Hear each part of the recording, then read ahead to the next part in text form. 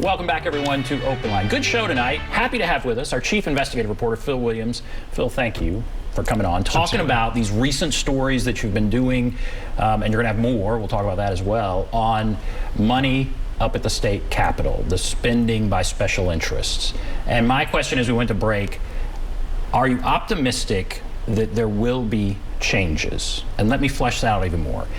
I can't read these lawmakers' hearts. You know, they say this money does not influence my vote one bit. And let's say that's true. But it would also have to be true that it just doesn't look good, and it may cause a crisis of confidence in our system. And so is there any talk, any thought of reforming the system? What about that? Short answer, I'm not hearing a whole lot of talk about making any changes because the system is working for those who are in power. We have a supermajority that probably, as a result of redistricting, is going to get an even tighter control on power. And so there is little incentive for them to change the way the system operates because the system is working for them. And I say that, you know, knowing, number one, that they are Republicans, and number two, that some people will say, well, you're just picking on Republicans. This was the exact same issue, and I pointed out in the first piece, I've investigated Democrats when they were in charge, and it was the exact same issue when Democrats had a supermajority. Because when you have so much power, there is very little incentive to change. And with the Democrats, they passed ethics reform 2 or 3 different times, but it was only after some big scandal. And they only did as much as they felt like they had to do. And so I think we're in the same situation now with Republicans. They've got the power. The system is working for them. So I don't see much incentive for them to change the way Capitol Hill operates. What sort of reaction have you gotten to these stories from lawmakers, from lobbyists, from general public? What sort of reaction? Number one, I think it's like a lot of the callers that we've had. You know, ordinary citizens appreciate that we're shining the light. Honestly, there are some lobbyists who appreciate that we're shining the light. There are people calling me going, well, you ought to look, if you looked at that, you ought to look at this. Because people see that, number one, we're interested, that we're committed to following this issue, and they also see that there are other things up on Capitol Hill that they don't approve of.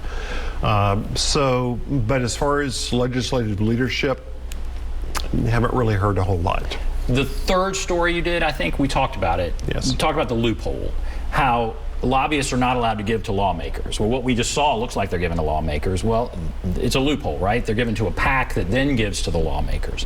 That story, do you think that would bring about any sort of change, or was it just kind of looked at and they're hoping it kind of goes away? I think that may be true. So, and there are 2 or 3 different ways that they evade the system. Number one, we talked about where the lobbyists create political action committees. The other way that the system operates is sometimes lobbyists will go to their clients and say, I don't have a PAC, or my PAC is maxed out. Why don't you give me a contribution and I will deliver it? And lobbyists may actually collect a bunch of checks, and that process is called bundling. And so they walk in with an envelope full of checks, and you know the powerful lawmaker knows, well, so and so has raised $20,000 for my campaign, or $30,000, and so. You know, there are people out there, again, we talked about the fact that Democrats and Republicans generally agree that the system is broken. We talked to a nonpartisan group, actually interviewed a former Republican activist with Represent Us. They want to see laws around the country that prohibit contributions from lobbyists to lawmakers and prohibit bundling. Now, will the special interests figure out another way? Probably, but that's been an argument for years. Well, they'll just figure out another way. And, that doesn't mean that, we shouldn't consider ways to make it more difficult. Right. Let's go to Kay, who has been waiting. Hello, Kay. I have a suggestion, and you may have already touched on it. What about a lobbyist pool for those donations? A lobbyist, what did you say, a pool? Pool.